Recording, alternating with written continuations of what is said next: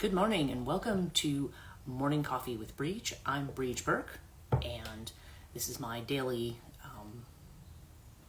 live stream where I talk about different topics that have come up either through questions, through doing readings, perhaps client work, or even questions that have come up to me that are not, that I feel like might be something of interest to a broader audience.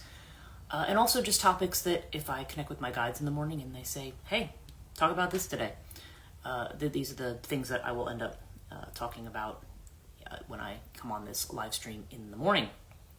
So today is a much nicer day. As you may notice, there's not a whole lot of artificial light that I've had to turn on. We've had some very, very gray and foggy mornings, and now it's actually, I thought it was going to be another one. You know, we do have some fog, but it's actually very, very clear skies. So I was very pleased to see that because, I don't mind gray skies, but, when it's just perpetual, just flat gray for years, it gets to be a bit depressing after a while, I guess. Good morning. So today is actually shaping up to be a very, very nice day. I did have a night with some very, very bizarre dreams, but again, I'm not going to get into those today. I don't think that's where I would like to go. There's still things I'm trying to cogitate on what they might mean, or what they might be, what I feel like the collective is maybe trying to tell me to do or to change. But the topic that came up for me this morning, interestingly, when I get up and do my grounding rituals, I have a bunch of things that I do. I usually will do a couple of readings. It depends on how much time I have. Today I happen to wake up around 5, I guess, and right now it's 6:30, so I did have a little bit of time to just sit and pull some cards and do some things just to kind of get a sense. And interestingly, the theme that came up repeatedly, and this I thought was a rather surprising one for me, was the theme of relationship. Okay, and good morning, Susie.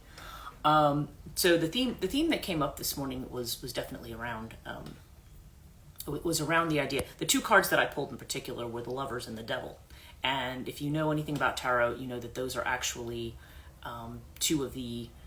they're basically two of the same in a way. There's because they both are 6, because the Devil's card 15 and the 1 + 5 adds up to 6, and so they're kind of on the same. They would say archetypal constellation. They're both on the Lover's constellation, and the symbolism on those cards both shows kind of the same thing. Because in the one you have the two, it's almost meant to be like an Adam and Eve in the garden kind of thing, and you have the angel that's standing over them. Some people say that that's Gabriel, some say it's Raphael. I mean, there's different interpretations of the angel on the Rider-Waite-Smith Dream card, Lover's card. But when you see the Devil card, the angel is replaced with this devil, and rather than these two people in the garden, you kind of have this. They're both chained. Like there's this idea of one is about love, about choosing, about relationship. The other is about attachment, and it can be about sensual pleasure as well, which is always a component of relationships. I know some people definitely have. Both of those cards are your birth cards. I've always been inspired by the correlation between them. You know what would be interesting?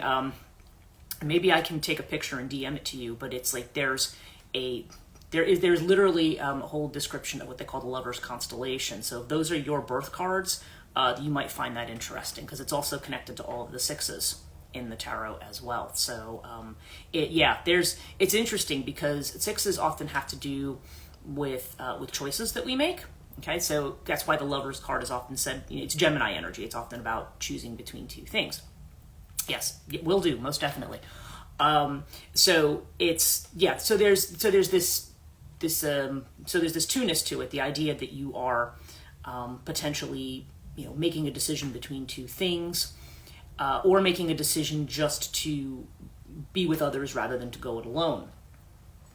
And one interesting thing about the Rider-Waite Lover's card is that you have, this was noted, I was teaching tarot classes for a while, and in one of them we were looking at the symbolism, because the woman is looking up on the card and the man is looking at the woman.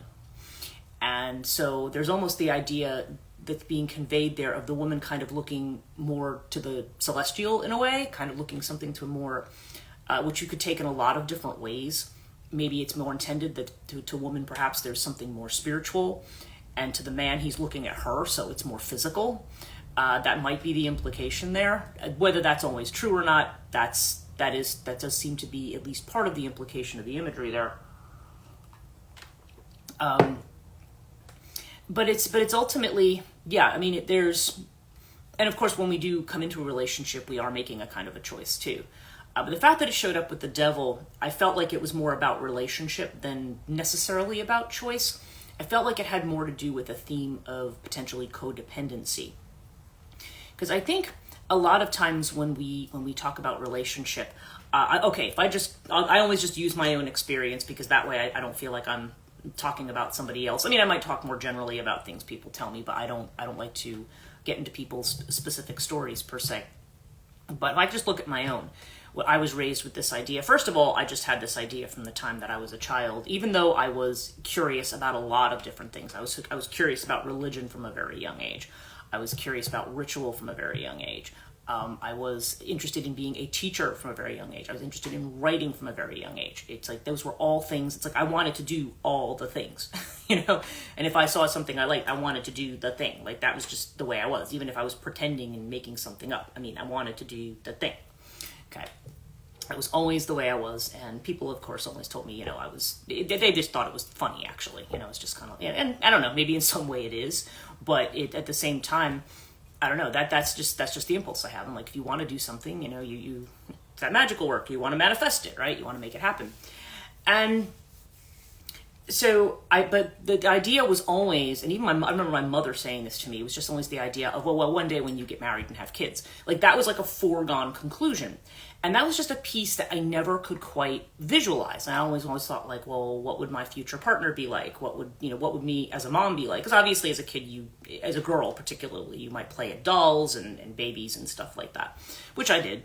But when I actually hit puberty, I was just kind of like, yeah, no, I don't know that this is a direction that I want to go. Because then you move into the sphere, as I've talked about many times, of relationship, where we are now you've gone from that childish imagination, I shouldn't say childish, the childlike imagination, into a space where now all the hormones have kicked in, and people often underestimate that. When we talk about something being hormonal, we like to act like, oh yeah, it's just some hormonal thing. Like it's very, very normal. Like women who go through monthly cycles and things, and people just kind of act like, oh, well, that's just your normal thing. But people do not realize, particularly men, that just how traumatic that can be in and of itself, depending on your body. Some people are lucky enough to have very mild monthly cycles. I never did. That's why I was on certain meds for years, because I was in so much pain all the time. It was such a traumatic thing. And I probably actually had, I think I did have one doctor tell me at one point that I had PCOS. So it was very, very difficult. And people who are suffering with that, it's just something, but it's interesting because like I know people who have suffered a lot with those kinds of things, but if let's say you had a job, my aunt, this was a good example. My aunt suffered from that, and her and my mother both worked for the phone company. In fact, that's where my mom met my dad. But they were both working together in this one office, and my aunt had to be out at least one day every month because she was so ill. And she had a female supervisor, who told her, well, I mean, if you have to be out one day a month, maybe you shouldn't be working this job. You know what I mean? Like it's almost treated like, well, that's a natural thing. You just take some medication and you suck it up, right? There's always kind of a thing about hormones and hormonal stuff. Like even though men have hormonal stuff too, it's kind of almost treated like the girl thing. Men certainly go through their own things, or boys when they're going into that age. But when it comes to things like sex and attraction and stuff like that, it's an incredibly liminal time. You're really on the edge of things. And I don't feel, I've often said, probably to the point that people who watch me regularly are like tired of hearing me say it, but I just feel like that's never managed well in this society. There's no proper introduction to that. I mean, the sex ed class with the gym teacher is not a proper introduction to anything that's going on. And as it's been pointed out, sex ed is not necessarily the same across the board. Like there's no real standards for it in most schools, at least in the United States. And those were studies that were done. John Oliver did a really good piece on this. for his Last Week Tonight, which you probably can view that one. Yeah, I think that one is around. It's just called, if you look up John Oliver Sex Education on YouTube, you can find it. And it's actually just really well done, because he talks about the ways in which people have very unequal kinds of sex education, and then the kind of ideas that people have about sex and relationship, and the rather awkward and accidental ways that people find out about stuff, because there's just no, people just kind of treat like emotions and hormones and things like that, like that's just, oh well, that's just something, again, you can rationalize your way out of it. Well, you just have to control yourself. Well, I'll tell you, it's like a tsunami, and it's like, no, you just got to stop it from hitting your house. Okay. Yeah, it's not that easy to do, which is why you have a lot of teen sex and things like that, because it's just not something that is easy to, and again, teenagers rarely have well, I shouldn't say rarely, they just don't have a mature idea about what sex and relationship is. I mean, I used to know girls who they'd start dating somebody at or they'd meet somebody at 13 and decide that this was going to be their partner for life. It's like, learning curve ahead here. That rare, and if that does happen, I don't know that that's a good thing. I don't know that you want to have, I mean, I suppose maybe there's cases where that works, but that just seems like you're not quite at a stage of development yet where relationship is a thing, because relationship itself is really, really hard. Things like marriage are, they're really made into like this fairy tale kind of a thing, and especially the whole industry around brides and weddings. My rule, well, I'll call it a rule. It's maybe more of a guideline, but I can tell you that if people who are making a big deal about the wedding, and it's funny because a lot of women will start out with like, I just want a small wedding, and then all of a sudden, and we're just going to keep it to this and keep it to that, and then it just starts to grow and grow and grow, because the fantasy, that collective fantasy about being the bride, about walking down the aisle in the fancy dress and in this and that, it's like this thing. There's a whole industry. You see those bridal magazines that now they probably cost like $10-20 a piece, and they're like this thick, and I think it was there was a Jeff McNally cartoon once where they were showing they had like a picture of the like these magazines, Modern Bride, and these big things, and then they show a checkbook and it says Modern Divorce. So it's just like the wedding often is given more importance, the fantasy element of it. The what I call the Cinderella mythology, you're going to meet your Prince Charming and it's going to be happily ever after. And anybody who has been married, even good marriages, I'm not talking about people who have been divorced, like myself, because you might say, well, yeah, Brigid, you were married and divorced, so you're jaded about the whole thing.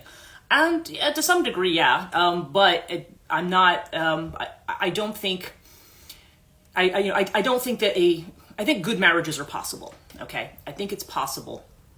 But I think often we don't have the tools, speaking of choices, to make those decisions properly, or we make them, and strictly on an emotional basis. And then there's always the question too of whether marriage is really a state that is, I don't know, it's not a state in which you're going to maintain a love affair forever. Love is like, there's that proverbial, it kind of comes and goes, and if you try to, it's elusive. If you try to catch it, it's almost like you kill it once you catch it.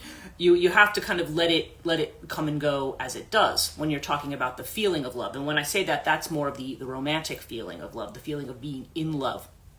And that's where that devil card comes in. That's that sense of attachment that you feel. And it doesn't mean, the implication there is almost that it's devilish, but you have to remember the devil card in the tarot is not something that is considered to be, it's not necessarily considered to be a negative. Some readers see the devil and they go, oh, the devil. And I've never seen it that way, because the devil card to me just has to do more with that that natural force, like the force of pure eroticism. Okay, but in a relationship, that can be the force of dependency. So the idea is that marriage is treated, even in the traditional marriage vows, there's the idea that two become one, and that. I don't know that that's really a healthy way. Certainly not. Yeah, I don't know that that's a healthy way to go about it. You don't just suddenly take on the identity of your partner, or some people do, or they try to. And this is why Jung had a whole essay called "Marriage as a Psychological Relationship," And when I teach love mythology, I make my students read this essay because he talks about the main, if you want to get the main idea or the main point of Jung's idea from that article was there is no true marriage without consciousness. Okay, so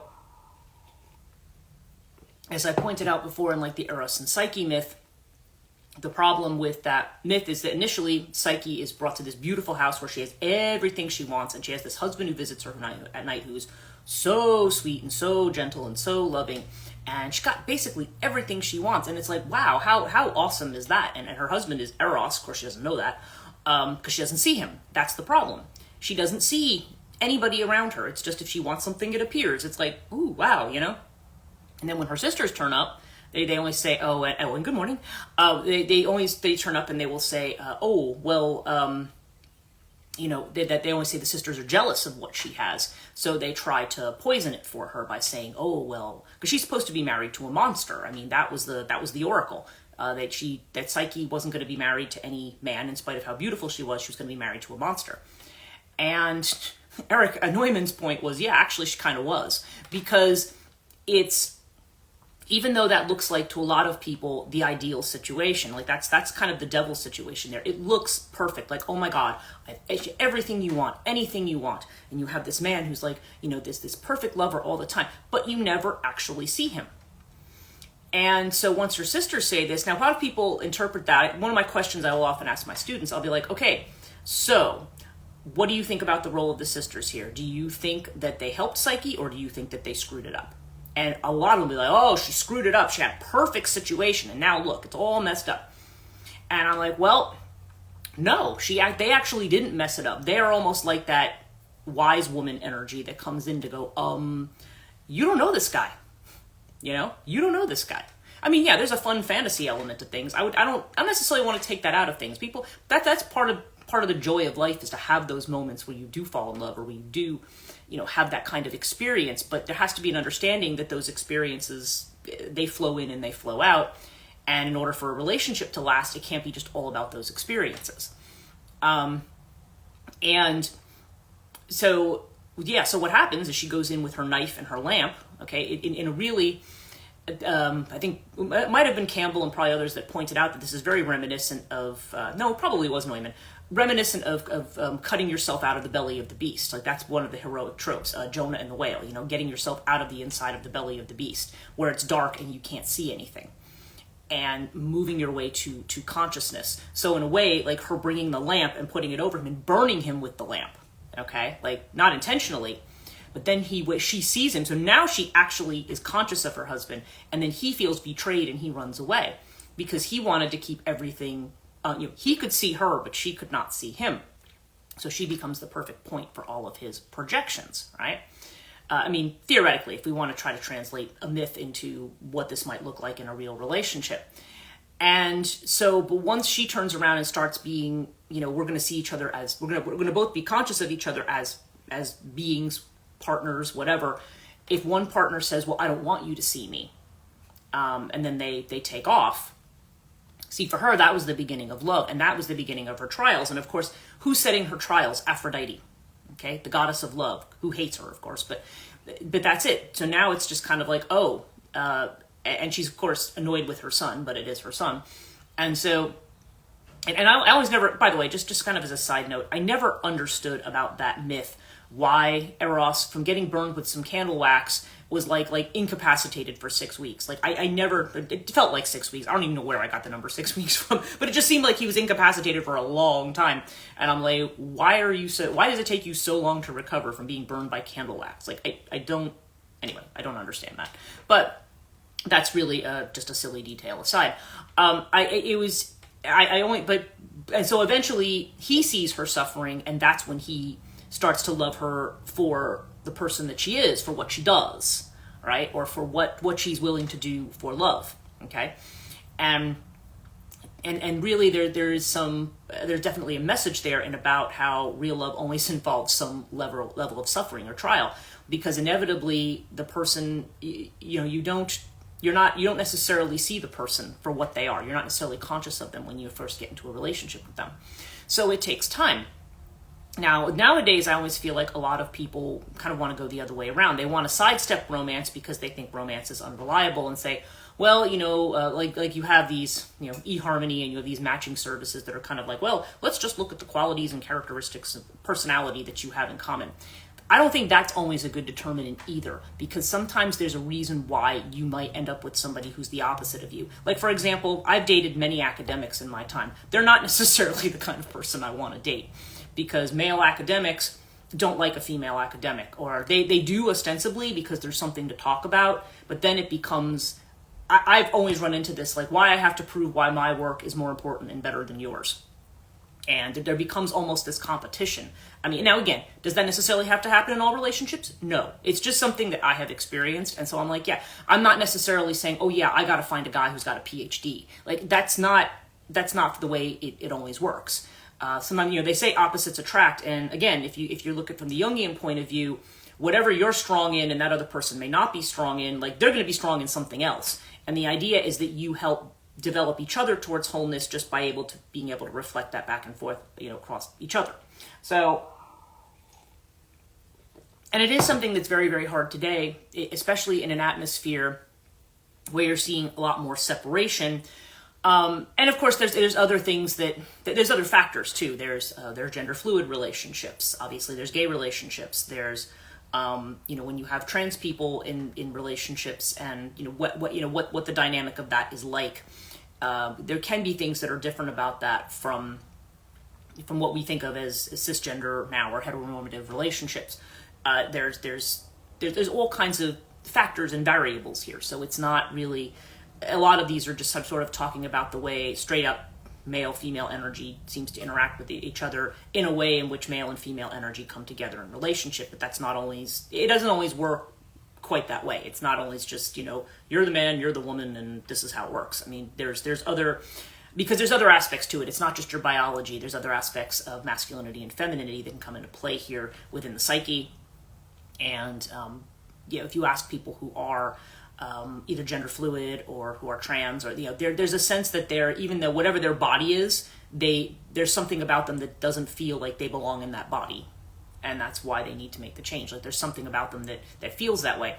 And it's interesting. That's actually would be a really interesting subject of study, to try to get to what do we mean by feeling male or feeling female.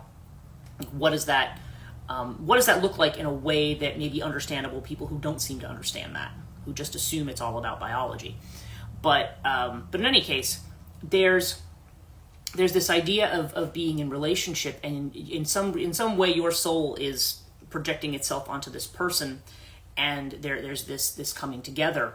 But in order for that when we get caught up in attachments, so the problem with unconscious relationships, when you have one partner, I'm just going to give an example here. This is just one example. But if you have a woman who is somebody who kind of acts kind of helpless and stupid, this is kind of I hate to say it, this is the kind of stereotype that certain men like to go for, or that they fantasize about, because this is a woman whom they can just totally project everything onto. She can just be the carrier of their stuff.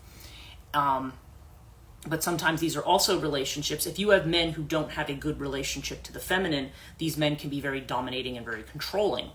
And so they always try to make, those are the cases where you have abuse, where the woman is made to feel like you're nothing without me, right? And the woman herself may feel like her existence is defined by the relationship.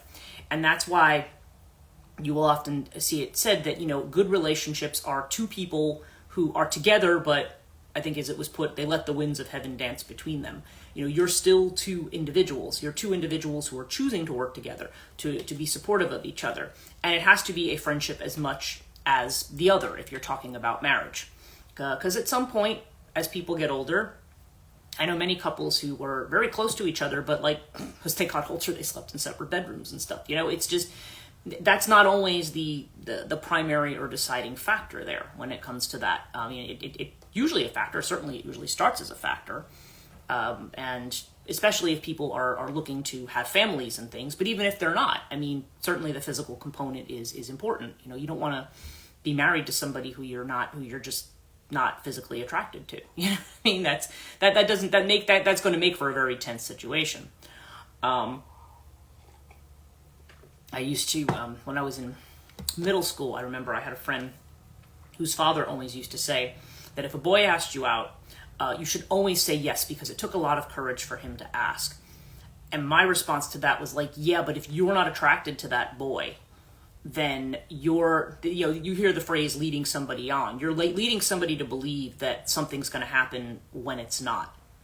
And it's not all just about bolstering that other person's confidence, because that's frequently what will happen. Or you'll have men who like will do something for you or be nice, and then if you just say, oh yeah, that's nice, thank you, and then you kind of walk away, then it becomes like, well, I did that thing for you, and now you're not reciprocating. It's like there's a wrong idea there. There's an idea there that the woman, the woman is here for the taking, and she's just supposed to be here like my personal maid or servant or bedroom companion or whatever.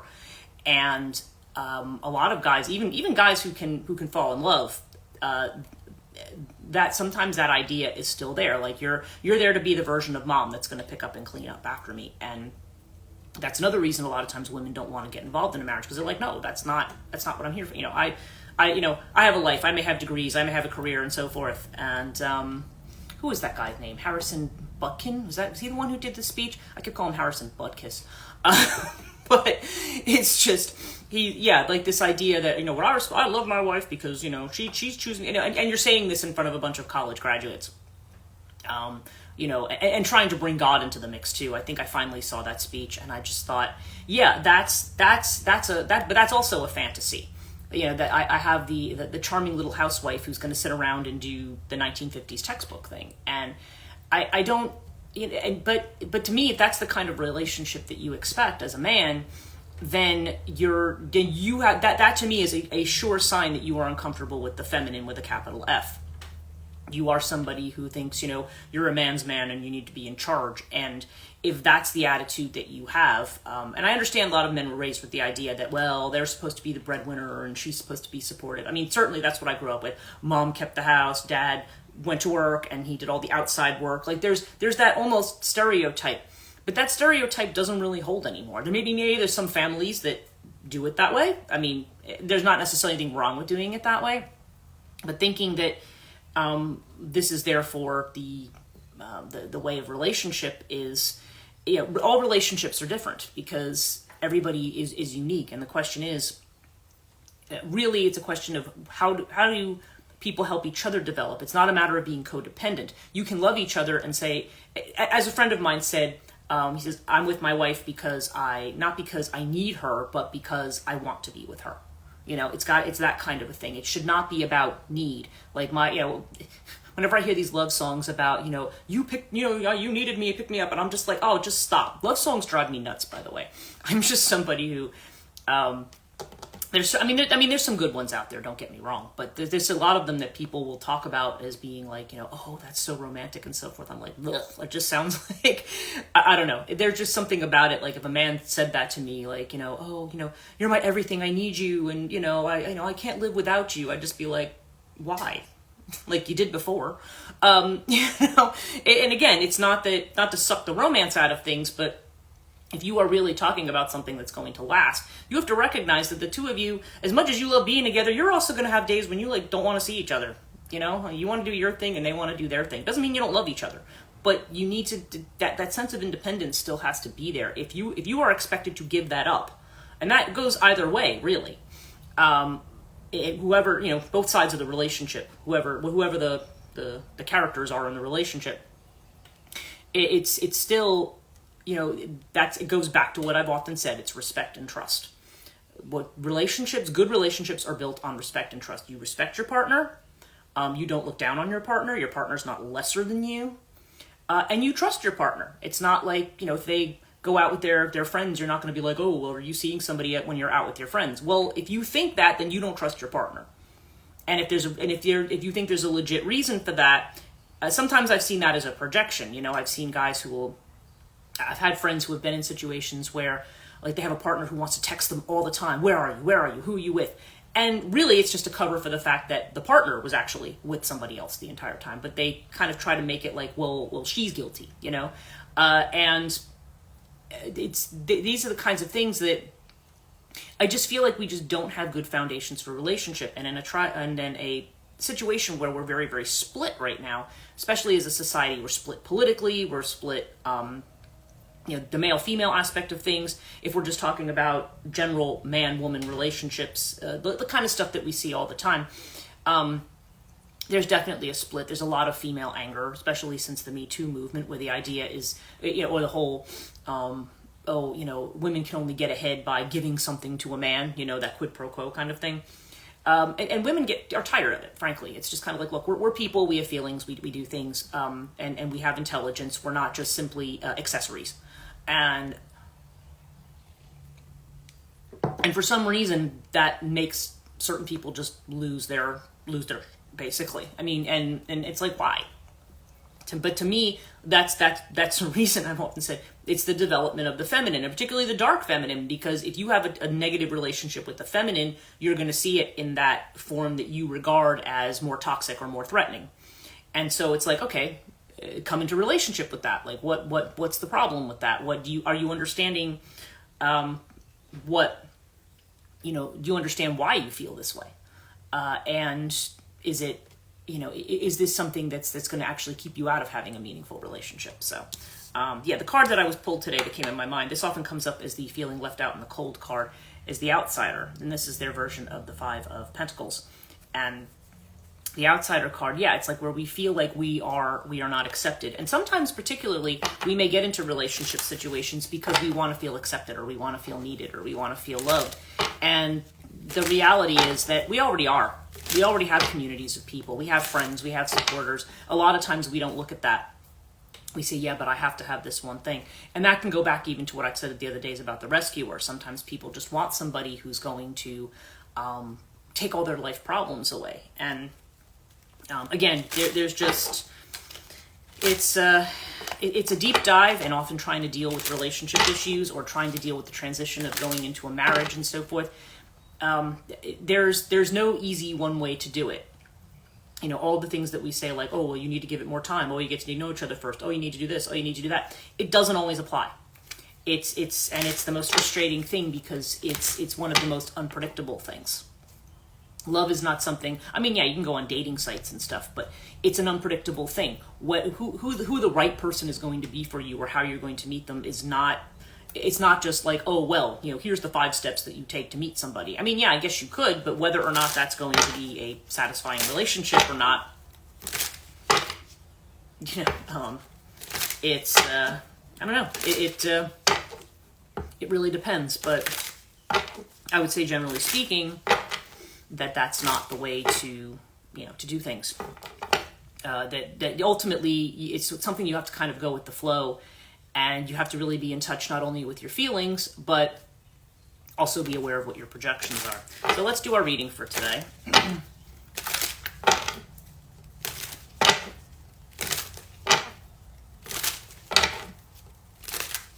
By the way, I'm not discounting people who like, sex, or like, interesting sex, crazy sex. The devil card can also represent some of that kind of stuff. And to me, I'm just like, hey, whatever people are into is fine. It's just, if you're talking about something in terms of a marriage relationship, that's often something that's more in the realm of fantasy or acting out. There might be some couples who are kind of into that as part of their thing, but it's that's actually a whole separate thing as far as I'm concerned. People who have certain kinks, I feel like that's dealing with usually with certain kinds of issues around dominance and submission and things like that, or maybe compensatory in some ways. But anyway, that's a separate topic I won't get into. Let's look at today's reading. Okay, our center card here today is Inner Voice, which is the High Priestess card. Okay, and I think this is a really pretty version of it right here. But where are we starting with the inner voice? This is what we're talking about. Learning to quiet the mind enough that we can hear our inner voice and not let the voices, either external voices or our own voices of doubt and criticism, allowing them to overwhelm us, letting us hear what the right track is for us. Now, the inner feeling of which we're unaware here is the Celebration card. So this is the 3 of Cups. It's almost like there's there's something, as my friend Ellen had said, that there's something Maenadic about this. If you the myths of Dionysus, the Maenads were the kind of wild, frenzied followers of Dionysus. But there's the idea of the women just kind of like letting their hair down, dancing in the rain, just not caring. So I think there's the internal element here is wanting to celebrate, wanting to just enjoy things for what they are. Just let things be what they are. Celebrate in group with other people. To be able to be in a situation where you're together with people in kind of a celebratory kind of a way that you are, that it's saying you enjoying time with your friends or even enjoying times with a loved one. But this is definitely has this group dynamic here about being connected to the group in a joyful way, in a way where, and when you dancing is one of those activities that you do, like playing a piece of music. You're in the moment with it. It's not about, people don't start dancing and they don't set a timer and say, all right, hurry up and get to the end of the dance, and whoever gets there the fastest is the winner. Like, it doesn't work like that. It's just something you're in the moment of, okay? And the external feeling of which we are aware, we have our King of Clouds again. We have the control card. So, yeah. So, again, there's the way in which the mind tries to rein in those impulses. When we want to cut loose and just enjoy ourselves, we have the mind telling us, well, no, we have to do things a certain way, or we have to be responsible, or we don't want people to think we're childish, or we don't want, we have all these ways in which we've decided something has to be in a certain box, and that we always have to be in control of it. Like we overanalyze something, we experience something, and then immediately the mind has to jump in and dissect it. There's this idea of just kind of letting it kind of be what it is. Now, what's interesting is the card you have here as the advice card is success. Okay, this is the Six of Wands, the guy riding the tiger. Okay, so there's the idea that you are successful, and this is actually I'm trying to remember. I was just looking at what this energy is. I feel like this is Mars and Leo. That's what this is, Mars and Leo energy, and yeah, so there's this idea here that, okay, of being seen, of being successful. I think it's saying that, or other versions of this card, like I have the cat version of this card that I love, where there's a cat who's kind of sitting in the middle of the card, and all the other cats are coming bringing toys to the cat. So it's almost like the idea of people looking to you as a leader. So I feel like there's a reminder here that you can enjoy yourself, that there are people around you, that you do have people who support you, that you do have relationships that are supportive of you. It's just that we may be very rigid about what we think, what we judge to be acceptable or not acceptable, or whether we're doing it right or not. I think I talked yesterday about that self-critical voice to some degree. But this is definitely saying, like, having a moment of success here. There's this movement towards achievement, towards feeling like you've accomplished something, and that you're being recognized for it. Okay, so I think this may be coming up because if there is a sense that somebody feels that they want to celebrate, but maybe feel like, oh, I don't know, maybe everything's not exactly in place as I want it to be, or whatever. This is just saying, look, you have a victory, celebrate it. Okay, you have a victory, and of course, the one thing too about the Six of Wands, just like a lot of these cards, is that it's like you have this moment of victory. That doesn't end the work that you're doing in whatever it is or whatever direction you're going. It's not like, well, I did that. That's it. We're done. It's just like, okay, you've reached another milestone, and so now, there will be more things. But for the moment, it's like you're in this moment. And and this definitely indicates, I think with the celebration card, I see that as a recognition. The idea that you're going to be recognized, or that you... or that people celebrate what your talents are or what you're doing. And ultimately, we have the King of Pentacles. We have our abundance guy again, who is, in this deck, they call him Zorba the Buddha. And it's interesting because we were talking about devil energy, and the meaning of this particular card in this deck is the idea that you can take a spiritual person, and that spiritual person can also engage in the material world. We often try to treat it like those are two separate things. Like, oh, you can either be spiritual or material. And that may also be a part of the reason that the devil card comes up. It says, you can be with others, this lover's energy. You can connect with others in a joyful way. And you can be both things. You can be a spiritual person, I mean, I'll use spiritual in quotes because it's kind of a catch-all for things that we don't think of as dealing with the day-to-day business of being mundane, earning money and so forth. But a lot of times too, we separate being spiritual, like that means being aesthetic. Like you can't enjoy like an aesthetic, not as opposed to aesthetic, like an aesthetic. Somebody who is who denies the world, right? I'm going to go sit and I'm going to fast and meditate and get rid of all my possessions. You don't have to be that kind of a person.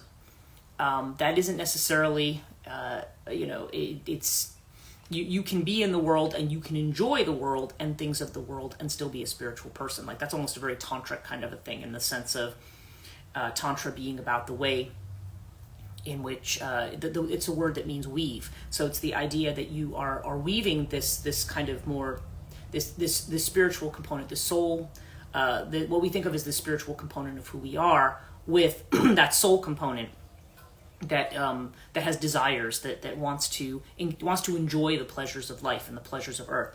So I think the message that it's trying to send here is that it's totally okay to enjoy the pleasures of earth. It's totally okay to indulge yourself.